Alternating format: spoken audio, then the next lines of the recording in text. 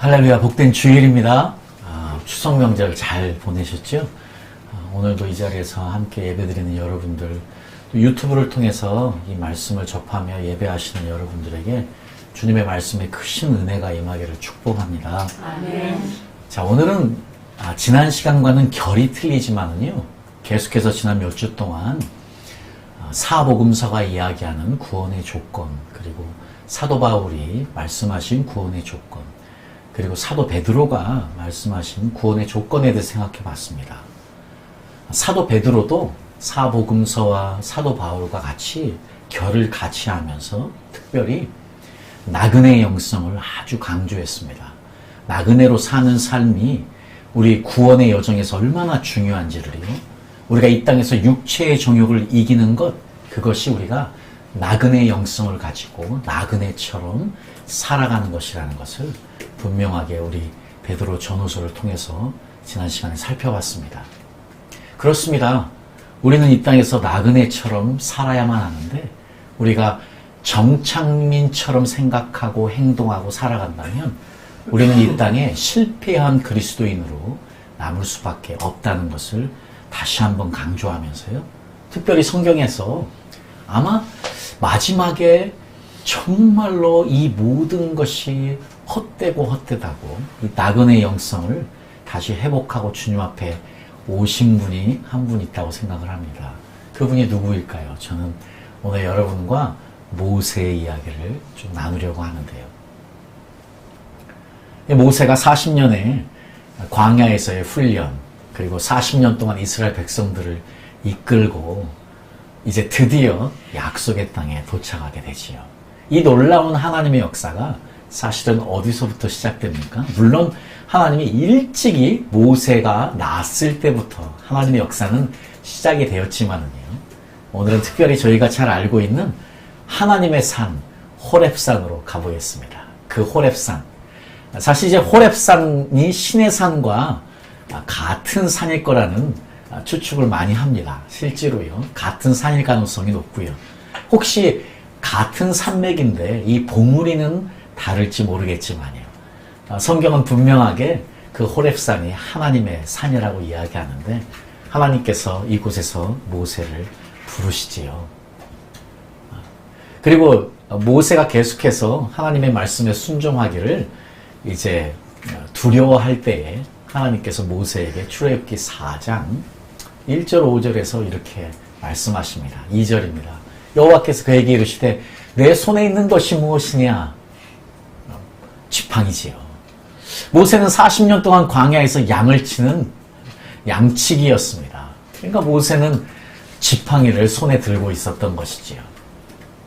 우리가 흔히 이제 이 지팡이를 생각하면 길쭉한 지팡이를 생각하지만 아닙니다. 양치기에는 굉장히 중요한 양치기의 지팡이가 있었습니다. 그 사진을 하나 찾았는데요. 그 사진이 바로 이것인데, 물론 현대의 양치기지만 정확하게 지금 우리가 사진에서 보는 것처럼 앞에가 이렇게 둥그렇게 되어서요, 양이 어디로 가지 못하게 양을 끌어올 수 있는 이 둥그런 지팡이였습니다. 분명히 모세의 지팡이도 이렇게 결이 곧지는 않았다 할지라도 이 모양을 가진 지팡이였을 것이 너무나 분명합니다. 하나님께서 이 손에 들고 있던 모세의 지팡이를 던지라고 이야기하십니다. 하나님께서 항상 우리를 부르실 때는 그렇더라고요. 하나님께서 우리를 부르실 때, 그리고 우리를 사용하실 때 그동안에 우리가 가지고 있던 것을 사용하시더라고요. 하나님은 우리 인생을 어떤 것 하나도 버릴 것 없이 만드시는 분 같아요. 우리는 때로 하나님을 떠난 인생, 그것들이 부질없고 쓸모없는 것 같이 느껴진다 할지라도요, 그게 예수 그리스도 안에서 모든 것이 승화되어져서 하나님의 영광을 위해서 사용되어지더라고요. 정말로 하나님은 모세를 40년 동안 그 광야에서 양치기를 경험하게 하셔야만 했습니다. 왜냐하면 그 모세는 앞으로 이스라엘 백성들을 40년 동안 광야, 정확하게 모세가 바로 그 양들을 이끌고 다녔던 그곳에서 자기의 백성들을 이끌어야 했기 때문인 것이지요. 그 상징이 바로 모세의 지팡이 아니었겠습니까? 하나님은 그것을 던지라고 하십니다. 그렇습니다. 하나님은 우리가 가진 것을 사용하기 위해서요, 먼저 우리에게 요구하시는 것은 우리 가진 것을 주님 앞에 내려놓기를 원하시는 것이지요. 포기하기를 원하시는 것이지요. 정확하게 그것을 위해서 그것을 던지라고 하십니다. 그것을 땅에 던져라 해놓고요, 그 다음에 하나님께서는 그것을 다시 집으라고 하는데 그게 뱀으로 변했지 않습니까? 근데 그거 꼬리를 잡으라고 말씀하시네요. 사막에 오랫동안 살았던 모세는 알지요. 뱀을 꼬리로 잡는다는 것은 나 죽여주십시오 하는 것과 똑같은 것이지요. 참고로 이 사막에 있는 뱀들은 독이 엄청나게 강한 독이기 때문에 바로 죽게 되어 있습니다. 근데 그 뱀의 꼬리를 잡으라는 것은요, 그동안 내가 살아왔던 방식을 완전히 뒤집으라는 말과 똑같은 건 아니겠습니까? 근데 사실 우리가 하나님 앞에 나와서 결국은 우리가 훈련받는 것이 이것 아니겠습니까? 그동안 우리가 살아왔던 방식, 그동안 우리가 생각했던 가치관을 내려놓고 그분의 방식과 그분의 가치관으로, 그분의 생각으로 우리를 채우는 것, 이것이 이 땅에서 우리 그리스도인의 삶인 것 같은데, 지금 정확하게 모세가 그 훈련을 받고 있는 것 같습니다. 그 모든 생각들을 내려놓고 순종하기를 원하셨던 것처럼요, 하나님께서 모세에게 뱀의 꼬리를 잡으라고 말씀하시지요. 근데 손을 내밀어 그 꼬리를 잡으니 그 뱀이 그 손에서 지팡이가 되었다고 성경은 우리에게 이야기하고 있습니다. 그렇습니다. 이때부터요. 자, 이때부터 지금 모세가 가지고 있던 지팡이는 하나님의 지팡이가 됩니다. 출애굽기 4장 20절에요. 이렇게 말씀하십니다. 모세가 그 아내와 아들들을 나귀 위에 태우고 애굽으로 돌아가는데 하나님의 지팡이를 손에 잡았더라. 모세가 40년 동안 양치기를 하면서 사용했던 그 지팡이는 더 이상 양치기의 지팡이가 아니고요, 이제 하나님의 지팡이가 되었습니다. 그 지팡이는 사실 말 그대로 모세인 것이지요. 모세의 인생인 것이지요. 그런데 이것이 이제 하나님의 손에 들린 지팡이가 되어 하나님의 지팡이가 되어 모세를 이끌어가는 힘이 되었던 것을 이 말씀을 통해서 우리가 알 수 있습니다. 자, 그러니까 이제 모세는요, 사실 지팡이를 떠나서는요, 생각할 수 없는 인물이 모세예요. 모세에게 지팡이는 정말 말 그대로 모세 자체 분신이었던 것이지요. 자, 왜 이제 제가 이런 인트로덕션을 가지고 오냐면, 여러분들에게 지금 여러분을 민수기 20장으로 안내하려고 해서 이 말씀을 드렸습니다. 민수기 20장에서요, 우리가 잘 알고 있는 지금 이스라엘 백성들이 지금 거의 광야 생활의 끝에 와 있습니다. 신광야에 왔습니다. 그리고 가데스에서 머물 때에 물이 없으니까 항상 그랬던 것처럼 이스라엘 백성들이 또 모세, 아론에게 불평을 하기 시작합니다. 자, 그러자 하나님이 모세에게 이렇게 7절에서 말씀하십니다. 너는 내 지팡이를 가지고, 제가 지금요 개역 한글을 읽습니다. 개역 한글은 이렇게 소개하고 있습니다. 너는 너의 지팡이를 가지고 내 형 아론과 함께 백성을 모으고 그들 앞에서 바위를 향해 물을 내라고 말하라. 너는 그 바위에서 물을 나오게 하여 백성과 모든 짐승이 마시게 하라. 자, 물을 내라고 말하라고 했죠. 그래서 모세는 여호와께서 명령하신 대로 여호와 앞에 두었던 지팡이를 가져와 아론과 함께 백성을 그 바위 앞에 모아놓고 이 반역자들이여 우리가 당신들을 위해 이 바위에서 물을 내야 하겠소 하며 지팡이를 들어 바위를 2번 쳤다. 그러자 물이 분수처럼 솟구쳐 나와 백성과 그들의 짐승이 다 그 물을 마셨다. 이렇게 개역 한글은 이야기하고 있습니다. 여기서 보면은요, 지금 저는 여러분들이 지팡이에 집중하기를 원하는데요. 지금 이 말씀에서 보면 이게 지금 무슨 지팡인지, 누구의 지팡인지 분명하지가 않아서요. 지금 굉장히 중요한 사건을 우리가 놓치게 돼요. 저는 안타깝게도 감히 이렇게 말씀드리는데 개역 한글, 개역 성경은 굉장히 오역을 했습니다. 그래서 이 지팡이가 지금 누구의 지팡이로 시작해서 누구의 지팡이로 마치는지가 정확하게 기록이 안 돼 있어서 우리는 그동안 그냥 모세의 지팡이로 두 번 쳤겠지 생각을 하지요. 근데 이제 여기에서 누구의 지팡인가가 정말 중요한 이슈가 될 수 있습니다. 지금 모세는 불순종을 합니다. 하나님께서 분명히 바위에게 말하라고 했는데 그것을 쳐서 물이 나오게 됐기 때문에 우리는 흔히 이제 그것만을 집중해서 그 불순종만을 이야기하지만 우리가 누구의 지팡인지를 확인하게 되면은요, 모세가 지금 어떠한 불순종을 또 하나 더 하게 됐는지를 알 수 있거든요. 그래서 오늘은 NIV 영어 성경을 가져와서 설명을 좀 드리겠습니다.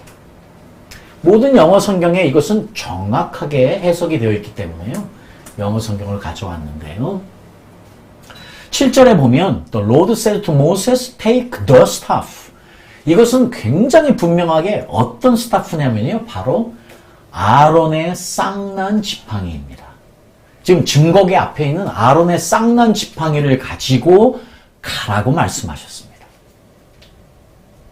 그리고 9절에 봤더니요. Moses took the staff from the Lord's presence.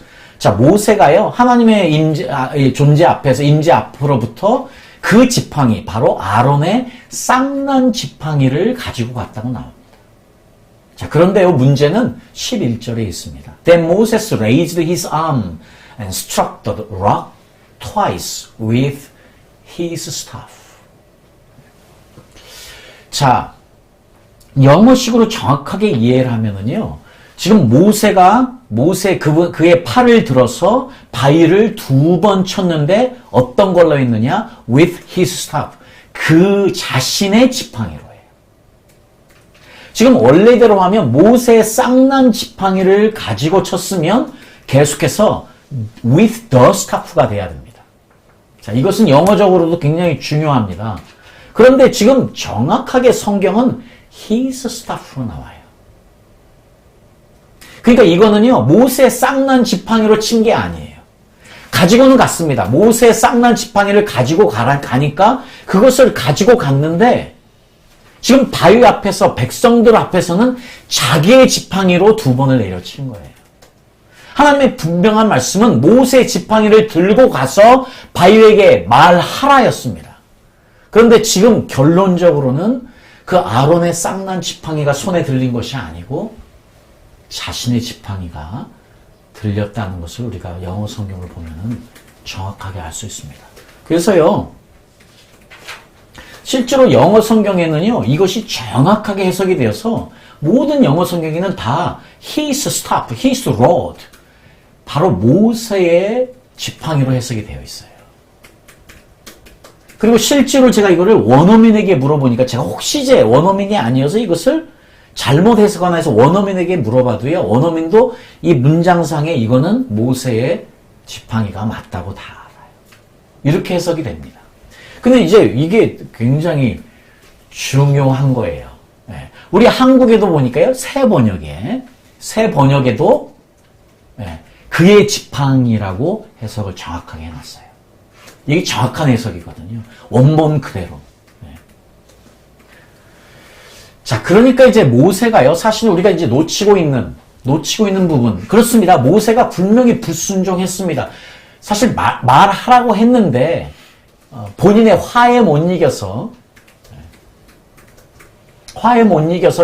바위를 두 번 친 것만으로도 충분했을 수도 있습니다. 그런데요, 제가 여러분들하고 말씀드리고 싶은 건 지금 모세에게 있어서 이 자신의 지팡이는 분신이에요. 그런데 민수기서를 보면서 지금 오늘 20장을 가지고 저희가 봤는데요. 사실은 민수기서를 보면 이미 11장부터 굉장히 어려워하는 모세가 나오기 시작합니다. 아, 정말 100% 이해가 됩니다. 그 불평하고 원망하고 그 모세와 아론을 힘들게 하는 그 백성들을 바라보면서 아마 굉장한 스트레스를 모세가 받았던 것이 분명한 것 같습니다. 그래서 저희들가 오늘 이제 어떤 부분을 생각해 보기를 원하냐면요. 무엇이 모세를 그렇게 불순종으로 이끌어 갔는가 하는 것입니다.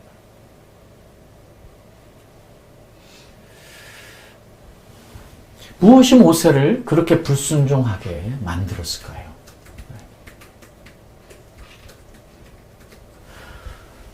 첫 번째로 아까 말씀드린 것처럼 민수기 11장에 보면 이스라엘 백성들의 이 불평하고 원망하는 이 백성들, 참 모세도 힘든 인생을 이 이스라엘 백성들과 살았던 것이 분명합니다. 우리도 이 민수기서 보면서 저 이스라엘 백성들 하면서 우리가 손가락질하고 도대체 그 하나님의 역사들과 능력들을 그렇게 많이 봤으면서도 어떻게 그럴까 하지만 우리도 역시 똑같이 불평하고 사는 저희들 아닙니까? 민수기서 11장에 보니까 4절 6절에 누가 우리에게 고기를 먹여주게 하며 누가 값없이 생선과 오이와 참외와 부초와 파와 마늘들을 먹은 것이 생각이 나거늘 이제는 우리의 기력이 다하여 이 만나 외에는 보이는 것이 아무것도 없도다. 자, 여전히 이제 출애굽하지 못하고요. 여전히 노예로 살아가고 있는 이스라엘, 애굽의 노예로 살아가는 이스라엘 백성들이 지금 계속해서 고기 달라고 생선과 오이와 참외와 부추와 파와 마늘 달라고 먹고 싶다고 불평하고 있습니다. 자, 그래서 11절에 보니까요. 이렇게 모세가 또 고백합니다. 어찌하여 주께서 종을 괴롭게 하시나이까? 어찌하여 내게 주의 목전에서 은혜를 입게 아니하시고 이 모든 백성을 내게 맡기사 내가 그 짐을 지게 하시나이까? 정말 100%, 200%이 모세가 이해가 됩니다. 얼마나 힘들었겠습니까? 그 불평들을 받고 매일매일 살아가는. 여기서 그치지 않고요. 12절에 이 모든 백성을 내가 배웠나이까? 내가 그들을 낳았나이까? 어찌 주께서 내게 양육하는 아버지가 젖먹는 아이를 품듯 그들을 품에 품고 주께서 그들의 열조에게 맹세하신 땅으로 가라 하시나이까? 내가 그들을 낳은 것도 아닌데 내가 그들을 책임지게 하고 나를 이끌어가게 하십니까 하나님? 너무하십니다. 15절에는 그래서요. 주께서 내게 이같이 행하실진데 구하옵나니 내게 은혜를 베푸사 즉시 나를 죽여 내가 고난당함을 내가 보지 않게 하옵소서. 죽여달랍니다. 이 패역한 인간들을 데리고 살기 너무 힘드니 나를 죽여주십시오. 지도자로서 참 아픔을 겪는 우리 모세의 마음을 우리가 읽을 수가 있습니다. 이 민수기 11장에 이렇게 기록된 이 모세의 마음을 우리가 짐작할 수 있는데요. 그 스트레스가 끝난 것이 아니지요. 계속해서 이 백성들을 이끌어가는 모세, 얼마나 힘든 삶을 계속 함께 살았겠습니까? 그런데요, 그런 와중에 우리가 민수기 17장에 보니까 이런 일이 또 있습니다. 고라의 일당들이 또 이제 반역해서 다 죽게 되지 않습니까? 250명의 족장들이 죽고 14,700명이 죽습니다. 그리고 나서 이제 또 이스라엘 백성들이 아론의 리더십을 가지고 또 이제 대르기 시작하니까요. 하나님께서 아론의 지팡이 뿐만 아니고 그 다른 11지파에, 그래서 12지파의 지도자들의 지팡이에 이름을 써서 그 지팡이를 가져오게 합니다. 그리고 그 다음날 우리가 잘 알고 있다시피 아론의 지팡이에 순이 나고 꽃이 피어 살구들이 달려 있었기 때문에 하나님께서 아론을 지도자로 임명하시고 그리고 함께 하신다는 것을 분명히 보여주시지요. 그래서 하나님께서 아론의 지팡이를 선택하시는 사건이 17장에 나옵니다. 그리고 하나님께서는요, 10절에 너는 아론의 지팡이를 법궤 앞으로 다시 가지고 가서 거기서 보관하여 반역하는 자들에게 경고가 되게 하고 그들이 나를 원망하다가 죽는 일이 다시는 없게 하라 말씀하십니다. 지금 하나님의 임재 앞에요, 모세의 지팡이가 간 것이 아니고 아론의 지팡이가 갔습니다.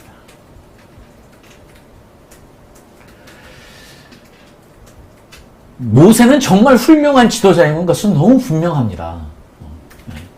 너무나 훌륭한 지도자인데 오늘은 그래도 같은 리더자의 입장에서 한번 모세를 읽어보고 싶어서 이 말씀을 전합니다. 그 불평하는, 그 지금 힘들어하는 가정 가운데 지금 아론의 지팡이가 선택되어지고 하나님의 임재 앞에 가 있다 하는 이것이 모세에게는 어떤 의미였을까 하는 것입니다. 혹시 모세에게도 시기와 질투가 있을 수 있었을까 하는 것을 한번 생각해 보게 되네요. 그 심리학자들이요, 그 범죄 심리학자들이 이야기하는데요. 그 범죄 심리학자들이 그 모든 범죄들을 분석해 봤더니 범죄의 20% 정도가 이 질투, 시기와 연관되어서 생기는 범죄랍니다. 그런데 여러분 아시다시피요, 질투와 시기는요, 모르는 사람에게 하는 것이 아니에요. 질투와 시기는 가까운 사람 때문에, 가까운 사람과의 관계 때문에 생겨나는 것이 질투입니다. 그래서 이혼 사유를 정리를 해보니까요, 30% 이상이, 이혼 사유의 30% 이상이 질투 때문에 생겨나는 거예요. 그러니까 그렇잖아요. 생각을 해보십시오. 어떤 회사원이 같은 아파트 단지에 있는 식품 가게가 잘 된다고 그 회사원이 그 식품 가게 주인을 질투하지 않습니다. 어떤 식품 가게 주인이요, 어떤 농사가 잘 돼가지고 아주 부자가 됐다고, 돈을 많이 벌었다고 그 농부 시기하지 않습니다. 질투하지 않습니다. 왜요? 모르니까. 나와 상관이 없으니까. 그러나 만약 같은 식품 가게가 잘 되고 있다면, 같은 회사원이 잘 되고 있다면, 같은 농부의 입장에서 그 농부를 바라본다면 그때는 또 다른 이야기가 됩니다. 그러니까 시기와 질투는요, 우리의 삶에서 뗄래야 뗄 수 없거든요. 굉장히 중요한 위치에 있는 것 같아요. 그런 의미에서 저도 여전히 쉽지 않은 것 같아요. 비교의식을, 사탄이 우리를 공격하는 가장 중요한 것은 비교의식을 주는 것이잖아요. 그 비교의식을 갖게 하고 그것으로 인해서 우리가 시기하고 질투하게 하는 것인데, 그것들이 우리 안에 있다면 이게 참 쉽지 않은 싸움이 되는 것이죠. 그래서 너무 안타까운 이야기들도 가끔 들리지 않습니까? 부목사들이 설교를 너무 잘하면 부른대요. 그리고 자른대요. 그리고 이야기한대요. 왜냐고 물으면 나보다 설교를 잘해서. 이런 이야기들이 종종 들려오는 거 보면 저도 지도자로서 충분히 이해가 됩니다. 저도 담임 목사를 오랫동안 해봤으니까요. 충분히 이해됩니다. 그러니까 사실이요, 이 질투하는 문제가, 시기와 질투하는 문제가 쉽게 해결되어지는 죄성은 아닌 것 같습니다. 우리에게 이거는 굉장히 고질병인 것 같아요. 그래서 오늘 우리는 이 모세를 통해서 배워야 되는 것 같습니다. 야, 우리 중에서 시기와 질투로부터 자유로운 분이 있나? 없을 것 같습니다, 저는. 우리가 여전히 싸워야 되는 굉장히 중요한 우리 죄성 중에 하나인데요. 그럼에도 불구하고 모세는요, 그래도 너무 훌륭한 종이었어요. 왜냐하면 실제로 모세는 질투하지 않는 모세의 모습을 보여줍니다. 왜냐하면 민수기 11장에 아시다시피 이제 모세가 힘들어할 때, 아까 죽고 싶다고까지 이야기했잖아요. 나를 차라리 죽여달라고도 이야기하니까 이제 70명의 지도자를 세우고 그들에게 예언의 영이 임하고 그들이 예언을 하고 지도자 역할을 감당하는 그때에 엘닷과 메닷이라는 사람이 역시 이제 영을 받아서 예언을 시작하니까요. 그 이야기를 듣고 여호수아가 이제 28절에 어릴 때부터 모세를 도와 일해온 눈의 아들 여호수아가 그 말을 듣고 선생님, 그들이 예언하지 못하게 하십시오. 이렇게 이야기를 합니다. 모세에게.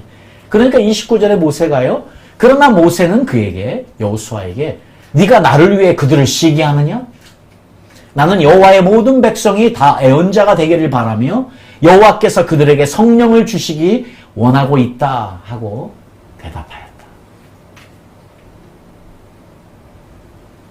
자, 그렇습니다. 모세가 질투하지 않는 모세였거든요. 그리고 실제로 하나님의 뜻을 생각했고요. 그러나 아론의 지팡이는 좀 다른 문제가 아니었을까. 그냥 한번 모세를 좀 끌어내려 보려고 이야기를 해봅니다. 그런 의미에서 계속 민수기에 그 계속되는 11장, 17장, 20장까지의 지금 오는 그 과정을 계속 살펴보면 지금 계속해서 힘든 지도자의 인생을 살고 있는 모세가 그 아론의 지팡이가 선택이 되어지고 그것이 하나님의 임재 안에 놓여진 지팡이가 될 때에 그리고 그것이 마음속에 어떤 일부분의 시기가 질투가 되어서 그런 부분들이 결국은 하나님께서 분명히 그 아론의 지팡이를 가지고 가라고 말씀하셨거든요. 그리고 실제로 성경 말씀에 분명히 모세는 아론의 지팡이를 가지고 왔습니다. 그런데 백성들 앞에 설 때는 그 아론의 지팡이를 내려놓고 자기 지팡이를 집었어요. 그리고 그 지팡이로 2번을 내려친 거예요.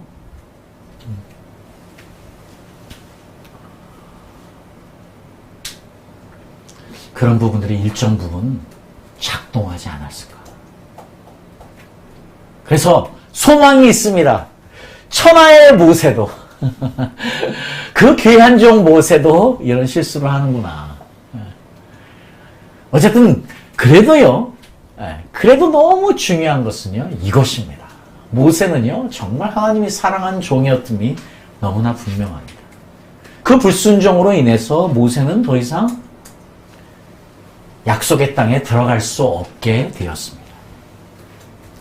그래서 하나님께서 그 모세에게 이렇게 말씀하십니다. 신명기 34장 1절에 보니까요.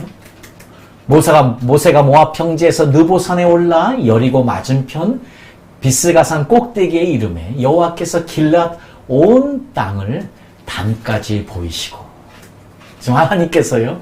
모세에게 너 거기에 들어갈 수 없다 하셨는데요. 그래도 마음이 너무 안타까우셔서 그 땅을 보여주십니다.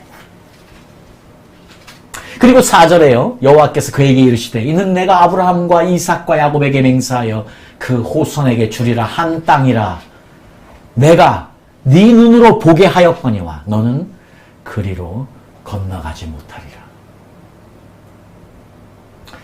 자, 모세의 이 2가지의 불순종으로 인해서 더 이상 모세는 그 약속의 땅에 들어갈 수 없었습니다.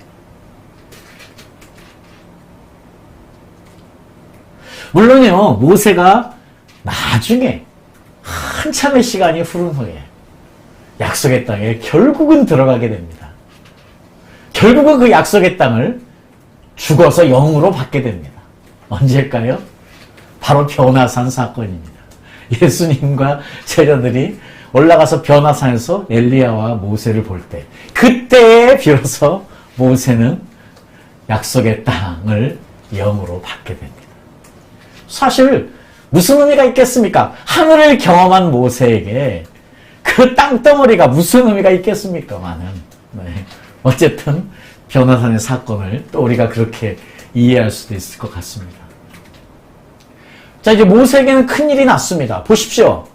지금요, 모세가 여전히 성경 말씀에 보면 눈이 흐리지 아니하고 기력이 쇠하지 아니했습니다. 나이 들지 않았습니다. 그 말은요, 지금 약속의 땅에 들어갈 수 없습니다. 그런데 그 모든 모세를 제외한 다른 사람들은 들어갑니다. 자, 그러면 어떤 일이 생기겠습니까? 모세가 지금 그 여리고 땅 맞은편에서 지금 약속의 땅을 바라보며 거기서요, 상당한 오랜 시간을 머물며 죽을 수도 있는 것입니다. 제 생각에 이것처럼 모세에게 힘든 일은 없었을 것 같아요. 만약 모세가 들어가지 못하고 그곳에서 그냥 계속 머물면서 그 반대편을 바라보고만 살았다면, 그리고 그 인생을 마무리했다면 그것처럼 어려운 인생이 없었을 것 같습니다. 정말 그 마무리가요, 불쌍했을 것 같습니다. 정말 힘든 마무리가 되었을 것 같습니다. 그런데 우리 하나님, 이 모세에게 놀라운 은혜를 베푸십니다. 어떻게 보면 저는 최고의 마무리를 모세를 위해서 하나님이 하셨다고 생각합니다. 약속의 땅에 들어갈 수 없는 모세를요, 위에서 하나님이 최고의 마무리로 모세의 인생을 정리해 주십니다. 신명기 34장 5절에요. 이에 여호와의 종 모세가 여호와의 말씀대로 모압 땅에서 죽어 벳보올 맞은편 모압 땅에 있는 골짜기에 장사되었고 오늘까지 그 묘를 아는 자 없으니라. 모세 죽을 때 나이 120세나 그 눈이 흐리지 아니하고 기력이 쇠하지 아니하였더라.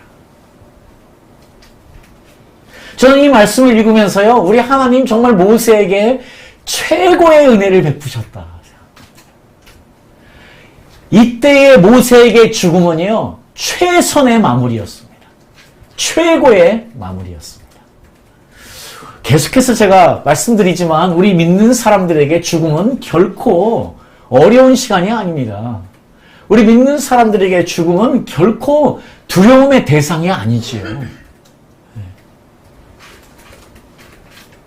그런 것처럼 오늘 모세에게 죽음은요, 최고의 마무리였습니다. 거기에다가 하나님은요, 정말 모세를 위해서 무덤을 남겨놓지 않으셨습니다. 만약 모세의 무덤이 이 모압 땅에 있는 골짜기에 여전히 오늘날까지 남아있다면 아마 그곳은 성지가 되었을 것입니다. 유대인들의 성지뿐만 아니고 이 모슬렘의 성지가 또한 되었을 것입니다. 자, 하나님은요, 모세를 위해서요, 너무나 완벽한 마무리를 주셨습니다. 아무것도 이 땅에 남겨놓지 않았습니다. 본인이 그토록 원했던 약속의 땅도 들어가지 못했습니다. 거기에 모세의 뼈도 이 땅에 없습니다.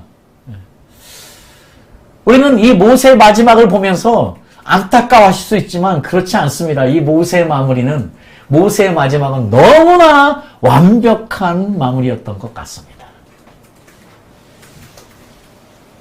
인간을 숭배하는 우상 숭배가 만연해서 카톨릭은 지금 그 많은 성인들을 우상 숭배하고 있습니다. 마리아도 예수님의 제자였던, 분명히 성경은 예수님의 어머니 마리아조차도 예수님의 제자로 이야기하는데 그 마리아를 섬기고 있습니다. 우상으로 숭배하고 있습니다. 그 모든 가능성을 하나님은 다 배제시키고 완벽한 마무리를 모세에게 주신 것처럼요. 오늘 저희들은 이 모세를 통해서 두 가지의 중요한 교훈을 얻어야만 되겠습니다. 첫 번째, 우리도 혹시 우리의 삶의 여정에서 시기와 질투가 남아있지 않은가? 그것들이 혹시 하나님 앞에서 불순종으로까지 이어지지 않는가? 우리는 다시 한번 바라보면서 우리는 결단코 그런 불순종의 실수를 모세처럼 하지 않아야 되겠습니다. 그리고 우리는 또한 모세와 같은 마무리를 기도해야 되겠습니다. 하나님, 나도 이 땅을 완벽하게 마무리하고 떠날 수 있게 해주십시오. 나는 이 땅을 어떻게 마무리하고 떠날 수 있겠습니까? 나에게 최선의 마무리는 무엇이겠습니까? 하는 것을 고민하고 그리고 기도하면서 실제로 그런 아름다운 마무리를 위해서 우리 인생을 살아갈 수 있다면 오늘 모세의 이 놀라운 마무리는 우리에게 엄청난 교훈이고 사건이 되는 줄 믿습니다, 여러분. 무엇을 우리가 이 땅에 남기겠습니까? 많은 목회자들이, 많은 주의를 힘쓰는 사람들이 엄청난 것들을 이 땅에 남기기 위해서 힘쓰지만 결국 우리의 최선의 마무리는 아무것도 남기지 않고 떠나는 것 아니겠습니까?